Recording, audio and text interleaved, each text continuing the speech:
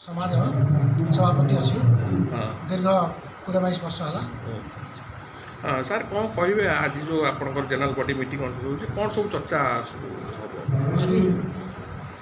आम कबरत भवनटा जिते उद्घाटन होता से महासमारोह आम जाति भाई कर्मकर्ता मान उपस्थित उद्घाटन कराइला। आज गोटे पुणी सुजोग है 25 वर्ष पूर्ति आम जातिर समाज तार सिल्वर जुबली रौप्य जयंती आज पालन करवा जाऊँ। समस्त भाई मैंने महा आनंद महा खुशी आसिक उपस्थित होती कार्यक्रम को आमर आहरी आनंदमय करने आम 2 जन मंत्री आम बाचस्पति शर्मा पाढ़ी महोदय आम आईन मंत्री आसिक आमको सहयोग कर जाति प्रति जो उदार मनोभाव तेणु मुझे धन्यवाद ज्ञापन करुँच। सर कौन सब आप दाबी रही जोटा कि आपंकर जो माने विधायक अच्छा अधीन ये कर सरकार उपर चाप पकड़ आमर तो गोटे बड़ भारी अभियोग अच्छी सार मान आगे आम जाति प्रति अन्य केत जातिर कर्मकर्ता मान विरोध में लगी किपरि आमको एससी कोटार उच्छेद करेंगे तार से माने योजना करुँच।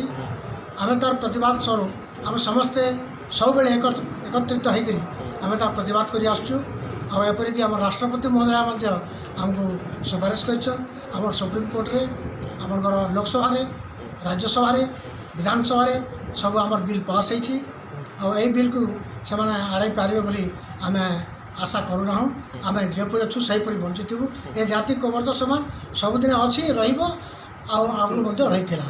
भगवान को आम भरोसा अच्छी आम निश्चित भाव में जीतबू। रूपय जयंती वर्ष अवसर में आमर ओडिशार विभिन्न आम जातिर मुरबी आम जातिर नेतृमंडली समस्त से उत्सव पालन करने आज भुवनेश्वर आसते मान्यवर बाचस्पति ओडिशा मुख्य अतिथि भाव में आम पाखे योगदान कर सहित आमे तांको माध्यम आमर जातिर जीवन जीविका पेट पालना को लेकिन जहाँ समस्या रही राज्य सरकार पाखरे तांको आमे मेमोरांडम देबू एवं तांको मेमोरांडम देके आलोचना कर सारा पर आपण मैंने जहाँ चाहिए ताको आमे कॉपी देबू ता आपण मैंने रिलीज कर। सर कौन रही मेन समस्या जोटा कि आप सरकार उपर चाप पकेबे जेहेतु आपणकर जी अच्छा जी कहते जे गोटे अच्छी जे आपण जाति को अन्य जाति को हड़प करके सब ये कर दौन सब जोटा कि आप पाई पारना नहीं विषयटी सेटा नहीं विषय हूँ आम हूँ कैब्रत जातिर लोक 1935-36 मसीह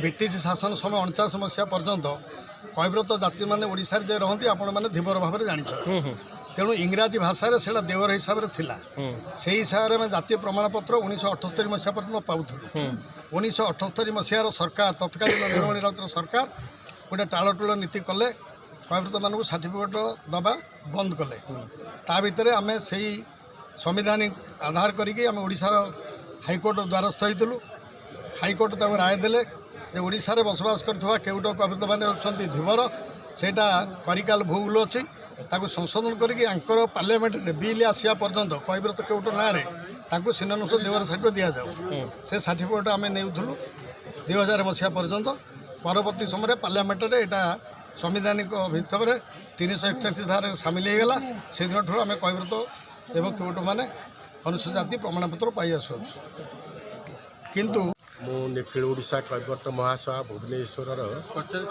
उपसभापति एवं Odisha traditional fish workers union राज्य सभापति। सर कौन कहे 25 वर्ष हो गला आपणकर जहाँ गोटे बहुत भल ये कौन रही आज सब चर्चा रही जो निखिल ओडिशा कैब्रत महासभा 25 वर्ष पूर्ण हो गला जहाँ गोटे खुशी भाषा हो गोटे भल मानवर मंत्री आसुँच स्पीकर आसुँच कौन रही अभियोग जे कि आप सरकार पाखे पहुँचे वर्तमान कैब्रत जाति सारा ओडिशा रे 20 लाख ऊर्ध्व ଅଛନ୍ତି। କୈବର୍ତ୍ତ ଜାତିର ପ୍ରକୃତ କାର୍ଯ୍ୟ ହେଉଛି ମାଛ ଧରିବା, ଜାଲ ବୁଣିବା ଏବଂ ନାବ ବୋହିବା। ଆପଣମାନେ ଜାଣିଛନ୍ତି ନଦୀଘାଟର ଯେଉଁ ଅବସ୍ଥା ବର୍ତ୍ତମାନ ସାରା ରାଜ୍ୟରେ ସମସ୍ତ ନଦୀର ଶଯ୍ୟା ପୋତି ହୋଇଗଲାଣି। କୈବର୍ତ୍ତ ଭାଇମାନଙ୍କର ଜନସଂଖ୍ୟା ବୃଦ୍ଧି ପାଉଛି, ମାତ୍ର ନଦୀ କ୍ରମଶଃ କମି କମି ଯାଉଛି। ଫଳରେ ଯେଉଁ କୈବର୍ତ୍ତ ଜାତିଙ୍କର ଜୀବନ ଜୀବିକା ମୌଳିକ ଅଧିକାର ବା କୌଳିକ ବୃତ୍ତି ମାଛ ଧରିବା, ସେମାନେ ବର୍ତ୍ତମାନ ମାଛ ଧରିବାରୁ କ୍ରମଶଃ ନିବୃତ୍ତ ହେବାକୁ ବସିଲେ। ବିଶେଷ କାରଣ ହେଲା ପରିବେଶ ପ୍ରଦୂଷଣ ଜନିତ ଅବସ୍ଥା, ନଦୀନାଳ ପୋତି ହୋଇଯିବା ଏବଂ କ୍ରମଶଃ ମତ୍ସ୍ୟ ବଂଶ ଲୋପ ପାଇବା। ଏଥିପାଇଁ କୈବର୍ତ୍ତ ଜାତି କ୍ରମଶଃ ଧୀରେ ଧୀରେ ସେମାନଙ୍କ ଆର୍ଥିକର ଯେଉଁ ଆର୍ଥିକ ଅବସ୍ଥା ବର୍ତ୍ତମାନ ଦିନକୁ ଦିନ ଦୁର୍ବଳ ହେବାରେ ଲାଗିଛି। ଆପଣମାନେ ଜାଣିବାକୁ ପାଇବେ ବା ଦେଖିବେ ଯେତିକି ଦାଦନ ଶ୍ରମିକ ଓଡ଼ିଶାରେ ଅଛନ୍ତି ସେଥିରୁ 60 ଭାଗରୁ ଉର୍ଦ୍ଧ୍ୱ କେବଳ ଏଇ କୈବର୍ତ୍ତ ଜାତିର ଲୋକ ଯଦି ଆପଣମାନେ ଦେଖିବାକୁ ଚାହିଁବେ। ତେଣୁ ନିଖିଳ ଓଡ଼ିଶା କୈବର୍ତ୍ତ ମହାସଭାର ଏକ କାର୍ଯ୍ୟକ୍ରମ ହାତକୁ ନେଇଛି। ଏ କୈବର୍ତ୍ତ ଜାତିର ଜୀବନ ଜୀବିକାକୁ ସୁରକ୍ଷା ଦେବା, ସେମାନଙ୍କର ଶିକ୍ଷା, ସ୍ୱାସ୍ଥ୍ୟ ଏବଂ ଗମନାଗମନ ଯେଉଁ ଦୁର୍ଗମ ଅଞ୍ଚଳ ସେମାନେ ଗମନାଗମନ ଏବଂ ବାସଗୃହ ଅଧିକରୁ ଅଧିକ କରିବା ଏବଂ ଭଲ ସୁଚାରୁ ରୂପେ କରାଇବା ଏବଂ ସେମାନଙ୍କୁ ଜୀବନ ଜୀବିକାକୁ ସୁରକ୍ଷା ରଖିବା ପାଇଁ ସରକାରଙ୍କ ନିକଟରେ ଦାବି ଉପସ୍ଥାପନ କରି ସରକାରଙ୍କ ନିକଟରୁ ଦାବି ହାସଲ କରି ଇଏ ଲକ୍ଷାଧିକ ଲକ୍ଷ କୈବର୍ତ୍ତ ଜାତିର ଜୀବନ ଜୀବିକାକୁ ସୁରକ୍ଷା ଦେବା ହେଉଛି ନିଖିଳ ଓଡ଼ିଶା କୈବର୍ତ୍ତ ମହାସଭା ଭୁବନେଶ୍ୱରର କାମ। କୈବର୍ତ୍ତ ମହାସଭାର କାର୍ଯ୍ୟକାରୀ ସଭାପତି। ଭାଇ କ'ଣ କହିବେ ଆଜି ଗୋଟେ ଆପଣଙ୍କ ପାଇଁ ଭଲ ଦିନ? 25 ବର୍ଷ ହେଇଗଲା ଆପଣଙ୍କ ସଂଘ। 25 ବର୍ଷ ପୂର୍ତ୍ତି ଉପଲକ୍ଷେ ଆମେ ଏଇଟା ସିଲଭର ଜୁବଲି ପାଳନ ଆଉ ଆମର ଯେନ୍ କେତେ ଦୁଃଖ ଦେବର କୈବର୍ତ୍ତ ସେଟା କିନ୍ତୁ ସୁରକ୍ଷା ଦେମୁ, ସେଥିଲାଗି ଆମେ ସମସ୍ତେ ଚେଷ୍ଟା କରୁଛୁ ଏବଂ ସୁରକ୍ଷା ଦେବୁ ମଧ୍ୟ। ସାର୍ ଆଉ ଗୋଟେ ଜିନିଷ ହେଉଛି ଆପଣ ଜାଣିଥିବେ ଯେ କିଛି ଲୋକ ଅଛନ୍ତି ଯେ ଆପଣଙ୍କୁ ସେ କହିଦେଉଛନ୍ତି ଯେ ଆପଣ କ'ଣ ଇଏ କରି ତାଙ୍କର କବ୍ଜା କରିଦେଉଛନ୍ତି, ଏଇଟାକୁ ନେଇକି କ'ଣ କହିବେ? ଗୋଟେ ସମସ୍ୟା ଗୋଟେ ଉଠୁଛି ଗୋଟେ। ନାଇଁ ସମସ୍ୟା କିଛି ନାହିଁ, ଯେ ପଢ଼ିବ ଯେ ଆଣିବ ସେ ଚାକିରି କରିବ, ସେ ଯେକୌଣସି କାଷ୍ଟ ହେଇଥାଉ ଏସ୍ସି ବୋଲି ମାନେ ପରସେଣ୍ଟେଜ ଯାହାର ବେଶୀ ସେ ସୁନିଶ୍ଚିତ ଭାବରେ ଚାକିରି ପାଇବ, ସେଥିରେ ଇଚ୍ଛା କରିବା ଦରକାର ନାହିଁ। ତାଙ୍କର କେମିତି ଭଲ ରହିବେ, ଫ୍ୟୁଚର ଜେନେରେସନ୍ କେମିତି ଭଲ ରହିବ ସେ ବିଷୟ ଆଲୋଚନା ହେବ।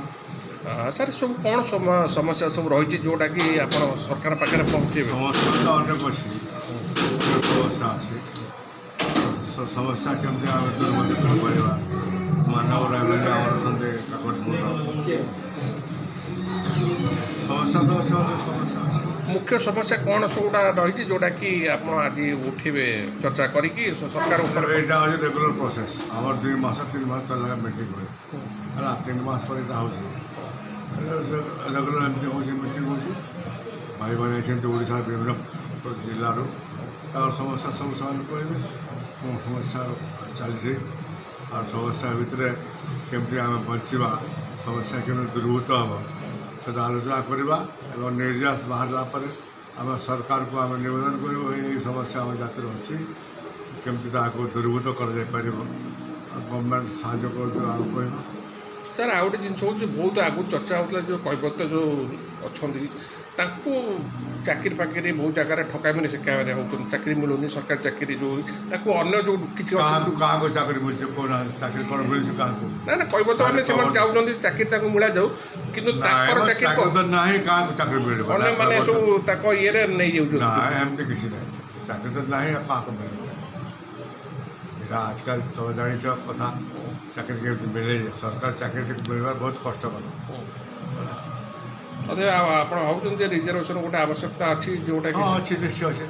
ଯେଉଁ ପର୍ଯ୍ୟନ୍ତ ଆମର ଜାତି ଉପରକୁ ଉଠି ନାହାନ୍ତି ରିଜର୍ଭେସନ୍ ରହିବ, ଆଉ ରିଜର୍ଭେସନ୍ ଯଦି ଉଠିଯିବ ତାହେଲେ ଅସୁବିଧା ହେବ, ସବୁ ସେ ଜାତିକୁ ଅସୁବିଧା ହେବ, ସରକାରର ବହୁତ ଅସୁବିଧା ହେବ।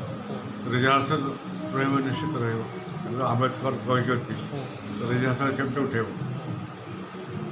ମଝିରେ ରାଷ୍ଟ୍ରପତି ଆସି ପାରାଦ୍ୱୀପରେ ମତ୍ସ୍ୟଜୀବୀମାନଙ୍କୁ ଆୱାର୍ଡ଼ ଦେଉଥିଲେ ସବୁ, ତ ତା ଭିତରେ କିଛି ସୁଫଳ ମିଳିଛି?